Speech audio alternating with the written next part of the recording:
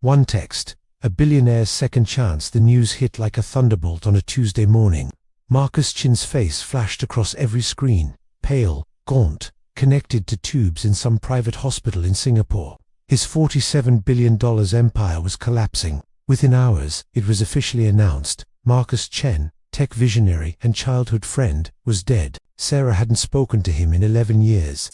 Not since that night in their cramped Stanford dorm when he'd made his choice. Fame and fortune over friendship, and she'd made hers to walk away. She'd read about his rise with a mixture of pride and bitterness. Now, standing at her kitchen counter with her coffee growing cold, she felt something unexpected. Not vindication, but a hollow ache she thought she'd buried long ago. That evening, her phone buzzed. One text, unknown number. It's me. I'm not dead. Call me, please. What the text was impossible. The networks had confirmed it.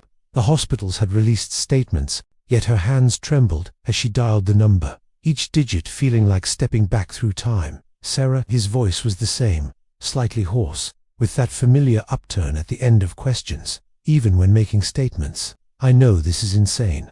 I was supposed to die. What unfolded over the next hour was a story of calculated deception. Marcus explained how he de-engineered his own death after discovering something devastating.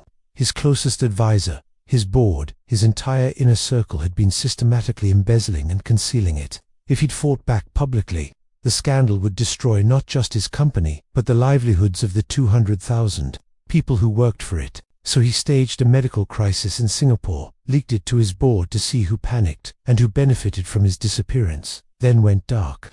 I had to see who was really loyal, he said quietly, and I needed space to understand something bigger. I'd become a slave to my own success. I forgot why I started building in the first place, and that was, Sarah heard herself ask. I wanted to change the world with someone who believed in me.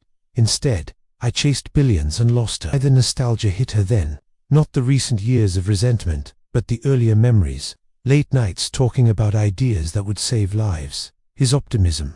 Her grounding him when he got too lost in possibilities. They'd made each other whole. I've had 11 years to regret it, Marcus continued. But I couldn't reach out as Marcus Chen, the billionaire. You'd think I was crazy or after something. So I waited until I could reach out as the man who lost everything. At least I can be honest now. Why, it was reliable. He sent her documentation, screenshots of the fraud, his medical records, his private investigators' findings. Everything confirmed his story.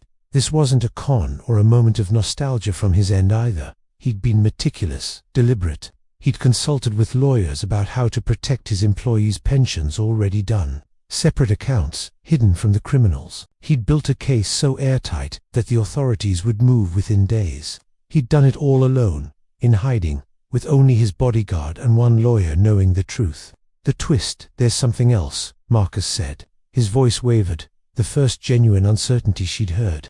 I'm not coming back as the CEO. I'm stepping down permanently. The company will be restructured. I've already prepared the announcement for my real return, not as a billionaire, but as someone admitting they were too broken to lead. Sarah's breath caught. What will you do? That's the question that's kept me awake every night in that safe house. Because I realized I never wanted to be a billionaire. I wanted to be someone who mattered. I wanted to matter to you, and I threw that away thinking those things were the same. He paused. So I'm asking you to have coffee with me, real coffee. Not as Marcus Chen, the legend, or the ghost, or the fallen king. Just as the kid you once knew.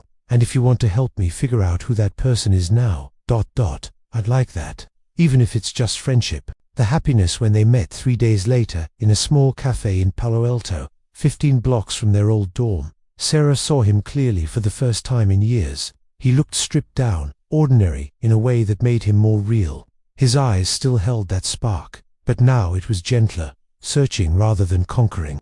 I don't expect forgiveness, he said. Good, Sarah replied, a smile breaking through her guarded expression. But maybe we can start with understanding. They talked for 6 hours. She told him about her work in public health, the quiet life she'd built. He told her about the emptiness behind the headlines. The moment in that Singapore hospital room when he realized his worth had never been about the zeros in his account. The scandal, when it broke, consumed headlines for weeks. The fraud was staggering. But the story that captivated people was the billionaire who gave it all up, not defeated, but enlightened, who chose a simple life. who lost and then found the only thing that actually mattered, the chance to be known and to be loved by someone real. Epilogue, curiosity satisfied. 6 months later, Sarah and Marcus stood in the groundwork ceremony for their non-profit, using the portion of his fortune he'd legally recovered to fund sustainable healthcare in underserved regions. "You know what the craziest part is," Sarah said, watching the sun set over the construction site. "What?" "That one text answered a question I'd been asking myself for 11 years without knowing it. I was always curious about who you'd become. Turns out, you had to lose everything to become someone worth knowing." Marcus squeezed her hand. "I thought he was gone forever," he said softly. "The boy who dreamed with you. But that one text, it brought him back. Not the billionaire, just the man. And in the end, that was everything." If you liked the video, please like, share and subscribe channel. Stay connected and don't forget to subscribe for more stories.